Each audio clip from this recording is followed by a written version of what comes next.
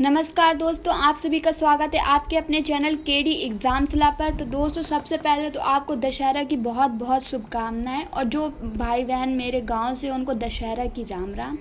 तो इस वीडियो में हम बात करने वाले हैं जेआरएफ के बारे में बात करेंगे, साथ ही जो नए बदलाव हुए हैं उसके बारे में भी जानने वाले हैं। तो वीडियो शुरू से लेकर अंत तक देखें, वीडियो को स्किप ना करें। अगर आप हमारे चैनल फर्स्ट टाइम विजिट कर रहे हैं तो हमारा चैनल लाइक करें, शेयर करें और सब्सक्राइब करें, बेल आइकन को प्रेस करें, ताकि जब भी मैं कोई नया वीडियो डालूं तो सबसे पहले आपके पास नोटिफिकेशन जा सके। दोस्तों, यूजीसी नेट जेआरएफ क्या है, वह क्या होता है, जेआरएफ कितने सालों तक मिलती है, जेआरएफ पास होने पर आपको जेआरएफ प्रतिमाह स्कॉलरशिप कितनी मिलती है, लेकिन कितनी मिलती है, और ये कितने साल तक मान्य होता है, इसके लिए योग्यता आयु सीमा क्या चाहिए, अगर आप जेआरएफ से पास कर लेते तो उसके बाद आपके पास कौन कौन से जॉब और शिक्षा के अवसर खुल जाते हैं। एक संपूर्ण जानकारी जेआरएफ के बारे में आपको इस वीडियो में मिलने वाली है। तो सबसे पहले हम जानते हैं कि जेआरएफ क्या होता है। तो इसका फुल फॉर्म होता है जूनियर रिसर्च फेलोशिप। ठीक, फेलोशिप यह वजीफ़ा या छात्रवृत्ति नहीं होती है, वजीफ़ा छात्रवृत्ति नहीं होती है। तो बात आती है कि ये है क्या। ठीक, ये किस लिए दिया जाता है। तो जैसे कि हम लोग ले सकते हैं एग्जाम्पल, जैसे विज्ञान का क्षेत्र है, ठीक, तो उसमें खोज होती रहती है। तो ऐसे ही अगर आप आर्ट या किसी एक सब्जेक्ट विशेष को लेके आप खोज करना चाहते हैं तो जेआरएफ खोज के लिए वित्तीय प्रोत्साहन है जो सरकार की तरफ से आपको दिया जाता है।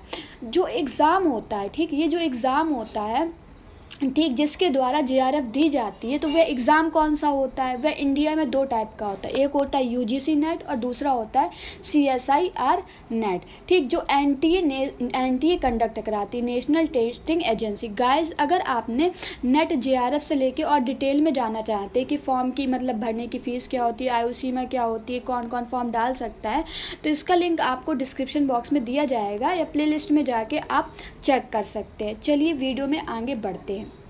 हाँ, तो हम कहाँ थे, इसमें अब बात आती है कि जो यूजीसी नेट और सीएसआईआर नेट है, ठीक, ये कौन कंडक्ट कराता है, एनटीए कंडक्ट कराता है, और इसके अंदर ही जेआरएफ हमको मिलती है, इस एग्ज़ाम से ही मिलती है। ऐसा तो नहीं ना कि हम यूपी टेट देंगे तो हमको जेआरएफ मिलेगी, सी टेट देंगे तो हमको जेआरएफ मिलेगी, नहीं। जो नेट का एग्ज़ाम है, जो यूजीसी नेट और सीएसआईआर नेट है, इसके अंतर्गत ही हमको जेआरएफ दिया जाता है। जब हम फॉर्म भरते हैं, नेट का फॉर्म भरेंगे, अप्लाई करेंगे, तो उसमें ऑप्शन आता है कि आपको सिर्फ नेट का एग्ज़ाम देना है या आपको जेआरएफ का भी एग्ज़ाम देना है। ठीक, तो अगर आप दोनों में करते, फीस उतनी ही रहती है। ऐसा नहीं होता कि आप जेआरएफ बस का दोगे या नेट बस का दोगे तो उसकी फ़ीस फ़ीस सेम रहती है। बस उसमें ऑप्शन आता है कि आप एक देना चाहते हो या आप दोनों देना चाहते हो, क्योंकि उस हिसाब से आपकी मेरिट बनती है। अब बात करते हैं कि इसमें सब्जेक्ट और एज लिमिट जो है, इन दोनों में डिफरेंस क्या होता है, यूजीसी नेट और सीएसआईआर नेट में। तो इसमें सब्जेक्ट और एज लिमिट का डिफरेंस होता है, ठीक, जेआरएफ के लिए। अब यूजीसी नेट जो जेआरएफ के बारे में हम बात करेंगे, तो यह परीक्षा जो है वो कंबाइंड कराई जाती है। ठीक, नेट क्वालिफाई हो या फिर हम दोनों के लिए, जैसे कि मैंने भी बताया था आपको थोड़ी देर पहले। ठीक, जो नेट है वो करने के बाद हम लोग असिस्टेंट प्रोफेसर, ठीक है, विद्यालय में लेक्चर के लिए, ठीक, जूनियर रिसर्च फेलोशिप के लिए क्या कर सकते हैं, हो जाते हैं, मान्य हो जाते हैं। और जेआरएफ से क्या होता है, जैसे आप जेआरएफ क्वालिफाई करते हो तो आप किसी विषय विशेष या सब्जेक्ट विशेष में रिसर्च या खोज करने के आप योग्य हो जाते हो, मान्य हो जाते हो। ठीक है, जैसे आप रिसर्च जेआरएफ है, इसके बाद आप पीएचडी एमफिल कर सकते हो। ठीक, नेट क्वालिफाई है, जेआरएफ क्वालिफाई है, तो आप उससे पीएचडी और एमफिल कर सकते हो। जेआरएफ कितने साल तक, तो जेआरएफ हमें 3 साल तक मिलता है। ठीक, 3 साल के बाद एसआरएफ आता है जो 2 साल का होता है। पहले हमें जेआरएफ मिलता है 3 साल तक, फिर उसके बाद 2 साल हमको एसआरएफ मिलता है। जेआरएफ पर मंथ हमको 35,000 मिलता है।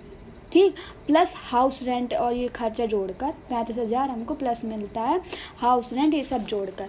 ठीक, और उसके बाद जो है एसआरएफ जब हमको मिलना स्टार्ट होता है 2 साल का, तो हमारा ये हो जाता है 45 से 47,000 तक हो जाता है। ठीक, जो हमको क्या मिलता है, ये नहीं होता है कि हर मंथ हमको किसी हर मंथ मिलना ही मिलना है, 3 मंथ में, वो भी तब आपको मिलता है जब आप जो रिसर्च प्रोसेस है, जैसे वो हम लोग को असाइनमेंट मिलता है कॉलेज में, हम लोग पर असाइनमेंट दिया जाता है, वैसे ही जब आपको रिसर्च जो असाइनमेंट है या रिसर्च जो प्रोसेस है, जब आप वो जमा करते हो तब आपको जेआरएफ मिलता है। ठीक, अब बात आती है कि जेआरएफ के बाद, नेट जेआरएफ के बाद क्या करें। जैसे आपका नेट क्वालिफाई होता है, जेआरएफ क्वालिफाई होता है, तो उसके कम से कम 1-1.5 साल तक आपको किसी न किसी कॉलेज या यूनिवर्सिटी में एडमिशन लेना पड़ेगा। अब उसमें एडमिशन कैसे होता है, कहीं कहीं तो ऐसे ही हो जाता है कि नेट जेआरएफ मतलब है तो एडमिशन हो गया, इंटरव्यू वगैरह इस तरीके से हो जाता है। या फिर कहीं कहीं पर जैसे वो होता है ना, क्या बोलते हैं, जैसे हम किसी स्टोरी वो कैंपस वगैरह में सिलेक्शन लेने जाते हैं तो पहले एग्ज़ाम होता है, तो आपको एग्ज़ाम देना पड़ेगा, फिर उसके बाद आपका सिलेक्शन होगा। ठीक, रिसर्च प्रोग्राम में आप अप्लाई कर सकते हो। ठीक, और पीएचडी एमफिल कर सकते हो इसके बाद, जो 3 से 5 साल तक का हो सकता है। ठीक है गाइस, धन्यवाद। अगर आपको हमारा वीडियो अच्छा लगा तो हमारा चैनल लाइक करें, शेयर करें, सब्सक्राइब करें और बेल आइकन को प्रेस करें, ताकि जब भी मैं कोई नया वीडियो डालूँ तो आपके पास नोटिफिकेशन जा सके। धन्यवाद। और guys, once again happy Dussehra.